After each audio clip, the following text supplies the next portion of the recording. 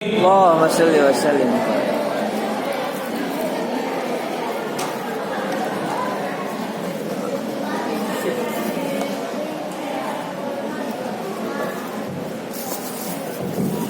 Assalamualaikum warahmatullahi wabarakatuh.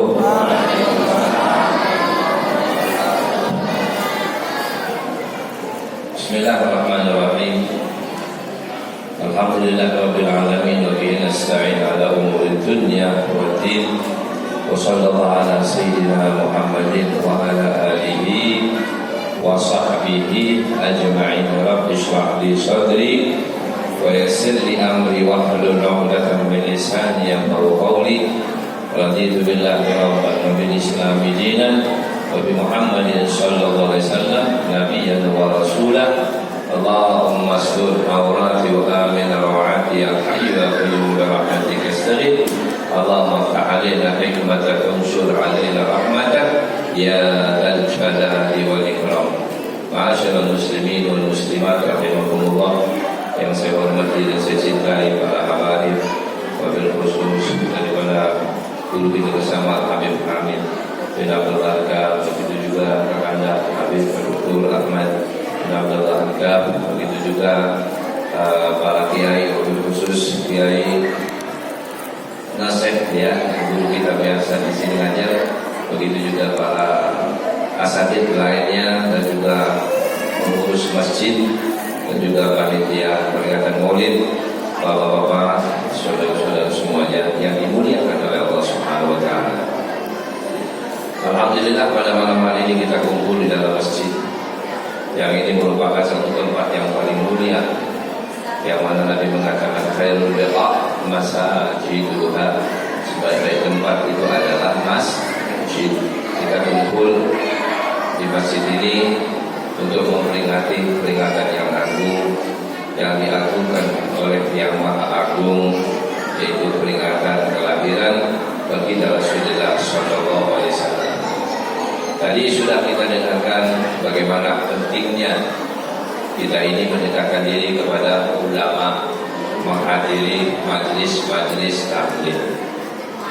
Itu memang sangat penting dan itulah dominan.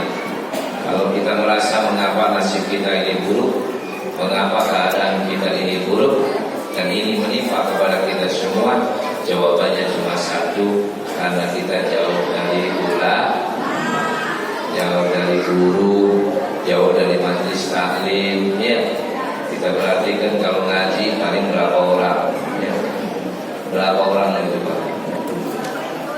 Puluh orang, pengurusnya aja bakal kumpul. Ya. Ini kalau saya ngaji ya, paling cuma 2 orang. Ya, itu aja udah lumayan. Jadi memang pengajian ini penting. Jadi jangan kita keluhkan nasib kita. Kenapa kita punya pemimpin zalim? Jangan lupa kita pilih pemimpin yang adil, ngomong kosong. Ya. Kalau Anda pengen punya pemimpin yang bijaksana, pemimpin yang alim, pemimpin yang baik, buktikan pada diri Anda sendiri. Jadilah orang-orang yang pandai belajar, pandai mencari ilmu agama, pandai menghadiri majlis-majlis ilmu, cintai para ulama. Karena orang zaman sekarang ini udah gak dekat sama ulama, Pak. Ulama ngomong apa, kamu dengar. Coba aja buktiin, Pak. Kalau mau jujur gitu ya, kata gue ini orang kelas. Kalau saya mau jujur nih ya, ini orang berdua ya mas ya, berdua ya. Kalau mau berdua, gak usah ditanya repot gitu ya. Karena biasanya udah punya kiainya gitu ya. Kalau ini mengurus ini. Kalau saya tanya gitu ya, jujur ya, ente punya kiai nggak? Ayo, punya kiai nggak? Punya pegangan nggak? Siapa? Emang ente ngaji? Iya. Coba ente cari sendiri. Ya, ini mas ini. Ente punya kiai nggak? Kiai itu siapa? Oke, kalau ente nganggap saya kiainya kamu, guru kamu, saya mau nanya, tahu berapa saya nggak? Tahu nggak? Tahu nama saya? Pernah datang ke saya? Oh,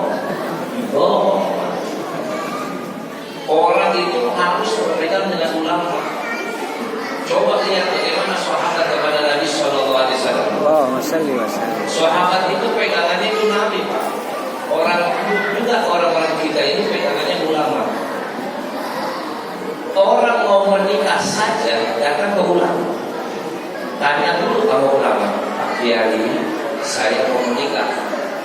Saya ada pasangan perempuan sudah saya lihat, saya kok rasa suka. Menurut Pak Kiai gimana? Kira-kira diridoi ya? Cocok enggak? Itu orang dulu. Begitu Kiai mengatakan, oh bagus, nggak apa-apa, saya udah istiqorohin, bagus, ya, Bismillah jalannya. Begitu mau nikah, panggil lagi Kiainya, Pak Kiai, saya mau nikah, mau cari berkahnya Pak Kiai nanti yang hadir ya. Datang Kiainya. Begitu nanti Mas ambil, datang lagi sama Kiainya, Pak Kiai, minta doa, istri saya ini lagi hamil. Begitu sudah didoain mau lahiran, datang lagi sama Kiainya, Pak Kiai, ini istri saya mau lahiran, minta doa biar supaya gampang lahirannya. Begitu lahiran datang lagi Pak Kiai, anak saya laki-laki atau perempuan, ini pegang nama Pak Kiai, betul nggak betul? Itulah orang yang punya Kiai. Itulah orang yang berpegang dengan Kiai. Tanya pada diri Anda sendiri, siapa Kiai Anda? Anda ribut sama bini Anda, larinya kemana? Ke KUA, hasilnya cerai. Ribut Anda sama keluarga Anda, larinya kemana? Ke orang tua masing-masing. Ribut, bubar rumah tangga Anda. Anak kurang ajar sama orang tua, atau orang tua bermasalah dengan anak, larinya ke kepolisian, salah satu ditangkap masuk penjara. Guru sama murid, kadang-kadang dibesarkan di sekolahan bermasalah, larinya bukan ke ulama, larinya ke kepolisian, gurunya ditangkap. Betul? Bagaimana nasib kita ini? Apa yang kita harapkan? Ya. Apa yang kita harapkan? Kembali Pak, kembali cari ulama, pegang ulama. Pak, sampai yang bangun jam 1 malam, ingat, ternyata ada masalah yang menakutkan kepada Anda, datang itu ulama, hubungi itu ulama 24 jam. Apapun problem Anda, datang itu ulama, minta petunjuk dari ulama, minta doa dari ulama. Jangan melangkah sebelum mendapat restu daripada ulama. Ini didikan orang-orang yang terlebih dahulu. Orang sekarang sakit larinya kemana? Ke rumah sakit. Ya, orang dulu sakit nggak ke rumah sakit Pak, datang ke rumah Kiai Pak. Ya, datang ke rumah Kiai. Sakit gigi datang ke rumah Kiai, sakit ini datang ke rumah Kiai, mau ini datang ke rumah Kiai. Kenapa? Karena Kiai pegangannya, pegangan. Itu lihat sahabat Nabi SAW. Ada sahabat Nabi yang matanya itu hampir copot Pak. Matanya itu rusak waktu peperangan. Nggak cari dokter, nggak pergi ke luar negeri, ke sono kemari, datang ke Rasulullah SAW. Tanyakan, ya Rasulullah, mata saya yang satu ini sudah rusak ya Rasulullah. Waktu peperangan, apa kata Nabi? Sabar ya. Oh, dengerin, sabar ya kata Nabi. Maka buat kamu adalah surga.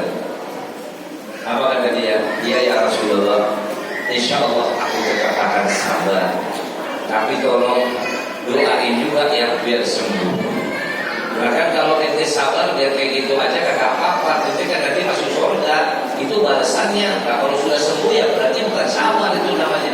Minta didoain dia sembuh. Iya ya Rasulullah, saya mintanya sembuh aja. Kenapa minta sembuh? Maaf ya Rasulullah, saya ini laki-laki yang suka kawin, perempuan gak suka kalau mata saya cuma satu. Kata Nabi, baik, demi perkawinan itu didoakan sama Nabi matanya sembuh. Kalau bukan karena kami tak sembuh tuh, ya biarin dulu, sabar aja, biarin urusannya akhirat. Ya. Sembuh Pak. Datang lagi seorang perempuan, ya Rasulullah doain saya. Kenapa? Saya ini sudah ini kayak ayam gitu. Datang penyakit kayak kerasukan setan. Terus kalau sudah saya kerasukan setan, itu pasti saya tidak sadar dan saya memberontak-berontak, saya sampai buka-buka baju saya Rasulullah. Saya perempuan buka baju telanjang. Saya malu ya Rasulullah. Doakan saya biar saya sembuh. Apa kata Nabi? Sabar aja ya. Wala kajanda, wala kijana, buat kamu surga. Sabar aja. Apa kata perempuan tadi? Baik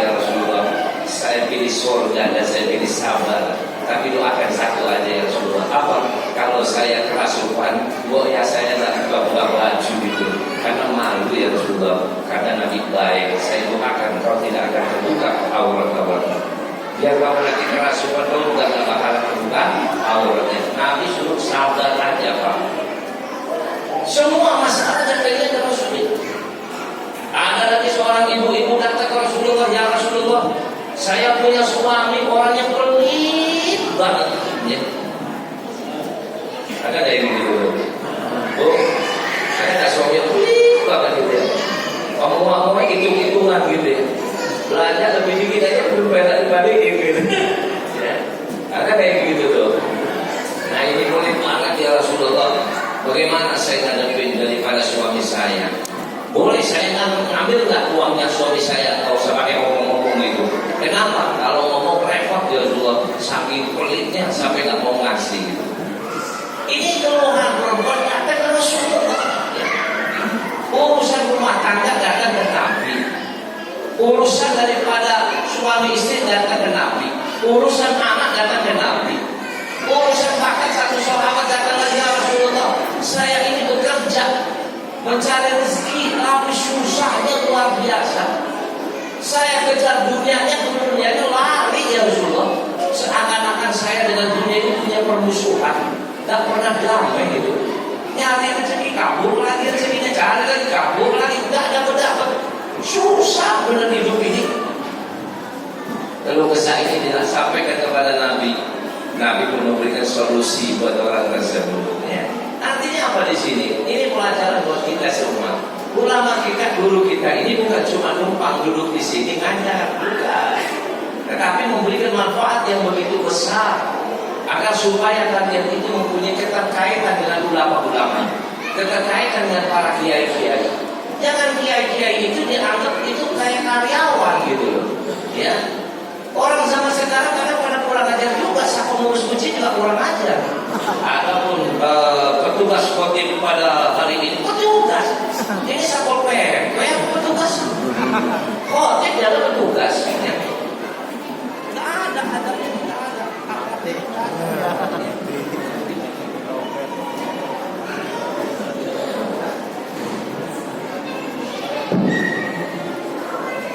Halo ya. Gara-gara ngomongin pengurus. Sorry. Emang orang itu enggak pribadi kalau ngomong. Ya nggak apa-apa pengurus orang kita, orang baik-baik semuanya. Ya pengurus kan bukan berarti saya nuju kepada ketua atau wakil ataupun bendahara. Enggak, apa itu orang baik-baik semua. Ini pengurus yang nggak benar aja. Dan semuanya benar.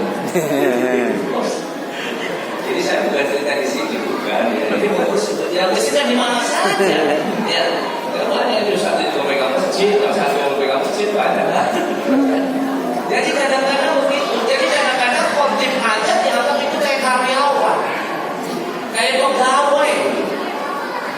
Begitu juga guru pengajar, kadang dianggap kayak karyawan doang. Jadi kayak orang cari kerjaan gitu ya. Oh istilahnya ngajar itu karena cari kerjaan doang. Gitu. Tapi itu kan kurang aja. Oh ulama ustaz kok dibilang kok kayak orang Pak, kalau mau cari rezeki ngapain di sini? Ya, ngapain? Orang sekolah banyak sampai kayak dokter, anak jadi sudah jadi dokter, udah capek segala macam. Kalau mau cari duit enak Pak, pepet aja itu menteri agama, paling nggak jadi wakilnya, ya. Kurang apa? Dia bisa kok pepet ke pemerintahan, pejabat bisa. Tapi apakah maunya Anda seperti itu ulama? Ya. Berapa banyak ulama ditawarin kerjaan-kerjaan, ditawarin usahanya mau Pak. Biarin aja saya khidmat untuk umat. Kalau kita sudah larinya ke pekerjaan di kantor segala macam, terus kamu siapa yang mau ngajar kamu? Ya. Terus siapa ulamanya kamu itu? Nggak ada Pak. Tapi apa tujuannya? Biarlah. Ya. Jadi maaf Pak, dulu saya juga dosen. Saya juga ngajar di kuliahan, bukan orang-orang kayak saya ngandukan, ya. Bukan asal mau ngecer-ngecer gitu, bukan Pak. Tapi karena kita lihat masyarakat lebih banyak membutuhkannya. Kalau saya mengajar kuliahan dari pagi dan sampai sore, begitu selesai sore gitu ya, maghrib pulang. Saya suka pergi. Ya, paham ya? Jadi kalau kita memang umpama kita mau cari cuma hanya duit saja gitu, nggak bakalan kita mau masuk ke situ. Ya, ngapain? Masih banyak pekerjaan kalau kita mau cari, masih banyak rezeki yang lebih gede daripada yang kita harapkan di sini. Tapi apa yang kita lebih bagus kita kita apa? Kecil-kecil asal berkah, ya. Kecil-kecil tapi bisa menyampaikan ilmu, bisa menyampaikan umat, itu yang dibutuhkan oleh umat. Ya. Kadang-kadang kita maaf, kita malam ini punya undangan, kadang masih mikir Pak. Halo, ngajar di sini paling dapat berapa? Dapat undangan ceramah kan tahu sendiri kan? Masa di Yosi ceramah sama ngajar sama saja? Beda kan? Kadang-kadang apa jawabannya kita? Bagaimanapun juga boleh saya ceramah, tapi tetap saya mengajar dulu ya. Saya nggak mau tinggalin pengajian. Betul? Kadang-kadang malam Pak hujan, belas hujan. Tanya aja sama pengurus, sama yang jabatnya hadir. Tetap aja usahanya datang. Sampai sini masa kuyup. Ya bukan pakai mobil Pak. Mobil ada, ini ada tapi macet. Udah demi kelancaran perjalanan basah kuyup. Ngajar dulu di sini Pak. Belakang AC, sarung saya itu masih basah itu. Saya bilang AC-nya matiin, kipasnya matiin. Kenapa gue dingin tahu? Kenapa udah basah kuyup? Ini yang namanya baju tembus nih. Yang namanya habis saya udah basah, haus saya basah. Apakah itu saya menghalangi untuk mengajar? Tidak, biarin aja ngajar. Paling pulang rumah sama bini cuma gosokin aja pakai ya minyak kayu putih. Nah selesai. Itu perjuangan, jangan dikira tunggal. Gak apa kayak hidup satu-satu dianggap sebagai karyawan gitu, atau pegawai honorer gitu, atau sebagai apa itu Mbak? Ya, serabutan gitu, jangan dong. Ya. Makanya kalau seperti ini caranya nggak ada berkahnya, betul? Nggak ada berkahnya. Nah, intinya kita kumpul seperti ini Pak, biar kita tahu. Ya, ayo kalian semua cari ulama. Pegang erat-erat, apapun masalah Anda sampaikan kepada dia. Nggak mungkin ulama menolak, nggak mungkin. Ya.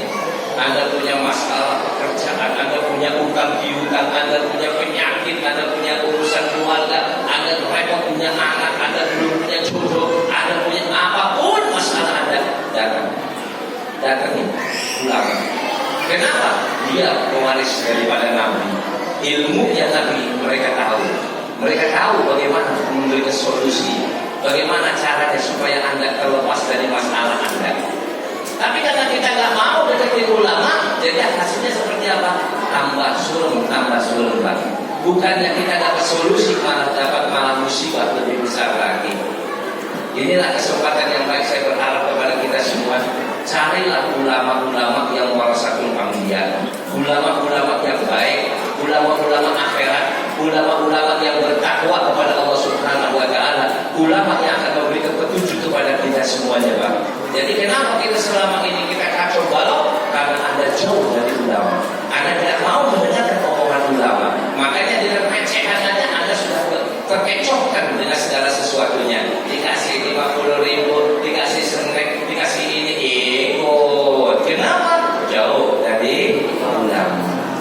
Tapi kalau Anda punya ulama wasallamiyah, saya yakin Pak, nggak nyampe 2 periode Pak, boro-boro 2 ya, apalagi 3. Nggak nyampe Pak. Tapi kenapa kok sampai kayak gini? Jawabannya kamu lah yang salah. Karena kita nggak pernah deketin ulama, deketin ulama, cintai ulama, hargai ulama, hormati ulama. Pak, ulama itu lebih afdal daripada kedua orang tua Anda sendiri.